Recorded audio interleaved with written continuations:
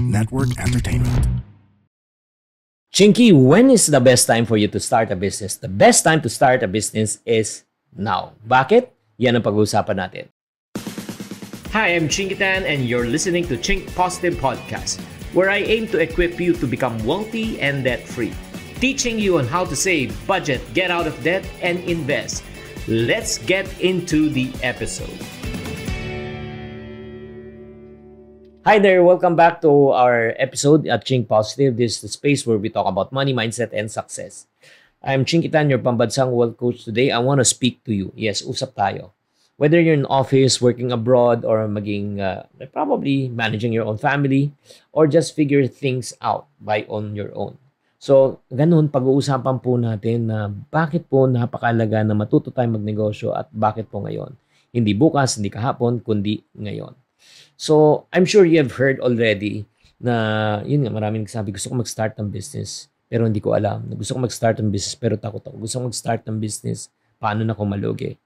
And I get that. But here's the truth that you need to know. As someone who has mentored thousands of people already, there will be never a perfect time. Do you agree? Give me a nod if you agree or type agree if you agree. Alam mo, even during the pandemic, no one was really prepared to start their own business. But alam mo, at the end of the day, walang choice ang tao. Nagbenta sila ng pagkain, nag-freelance working, nag-build ng online store. Di ba? So, ito yung mga tao na natuto. Di ba? Paano naman yung mga taong walang gawin? They waited and nothing happened. So, kung makikita mo, there's a difference between the two. Winners take action, but yun nga, losers are scared to take action.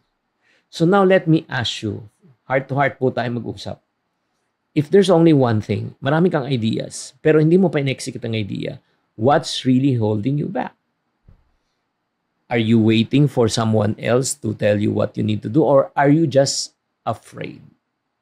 Nako, alam na natin this. And then, bakit nga ngayon napakaganda na magnegosyo sa Pilipinas? Let's talk about something that happened around right now. And probably ito, sa panahon ngayon, you can literally start a business, number one, using your phone. Sa phone lang. Which I'm doing right now. I'm recording from a phone. And right now, it's going to be edited. It's going to be broadcast. And then, yun. Kung maraming nanood, maraming nakinig, mamamonetize siya. Number two, you can start a business from home. Dati, you have to open a store, di ba? 2 months deposit, 2 months advance, renovation. Pero right now, you can practically start from home. Freelancing, online selling, di ba? Number 3, you can promote using social media and it's for free. Hindi katulad dati, magbabayad ka ng TV, radio, di ba? Ads. Number 4, ang dami na pong platform right now. From Shopee, Lazada, TikTok, and GCash, Maya, di ba? Even can assist you with the payment. And not only that, whether we like it or not, out of the 110 million Filipinos, 61 million Filipinos are already online. That's your market. Kaya nga, kung titignan mo, hindi ba ito ang pinakamagandang panahon na ikaw ay mag-umpisa na magnegosyo? So my question to you is this, are you going to wait and watch? Or are you going to start already and start building something for yourself? Okay, Chinky, you convinced me. Gusto ko na magnegosyo. Pero ano magandang negosyo? O, ito na. Ang pinakamagandang negosyo, yung simple business ideas na low capital na pwede mo umpisan. Number 1, online selling.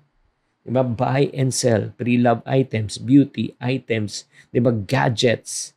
Diba? Ngayon po, kahit ano pwede mo nang ibenta. Number 2, magaling ka bang magluto?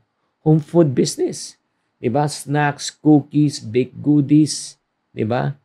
Spaghetti, baked macaroni, baked lasagna, lahat bake.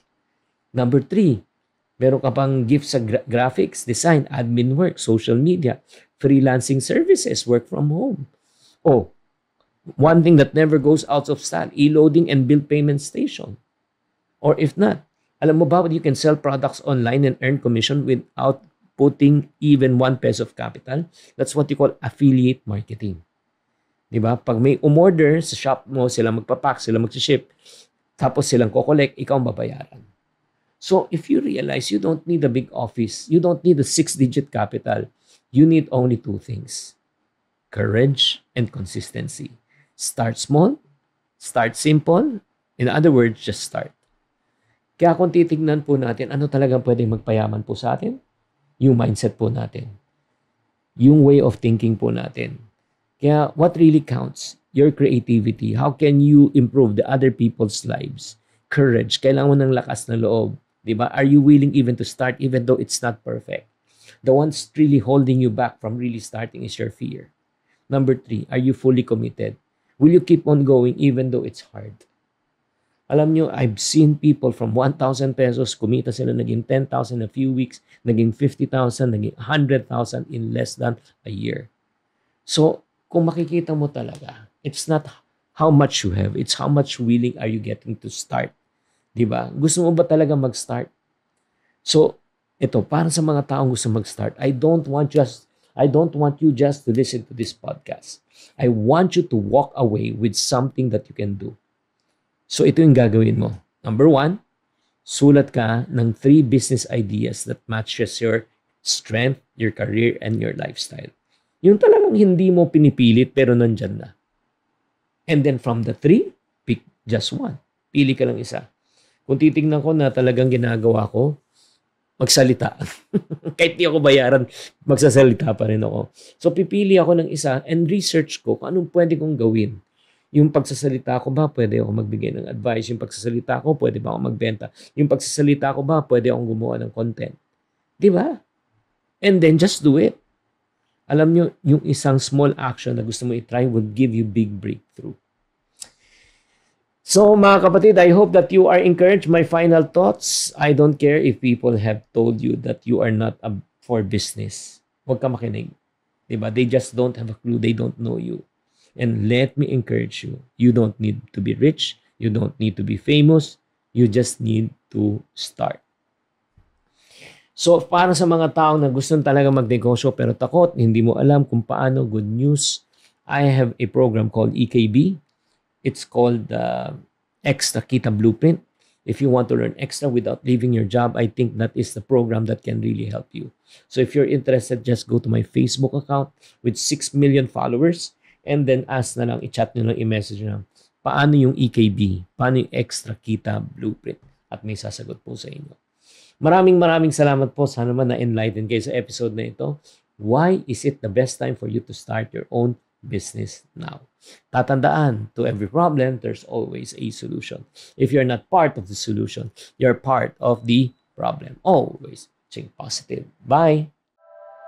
The opinions of podcast creators, hosts, and guests are not necessarily reflective of the official stance of the Pod Network Entertainment, its hosts, or other network programs. The content created by the people behind the podcast is personal and not meant to harm any religion, ethnicity, group, organization, company, or individual.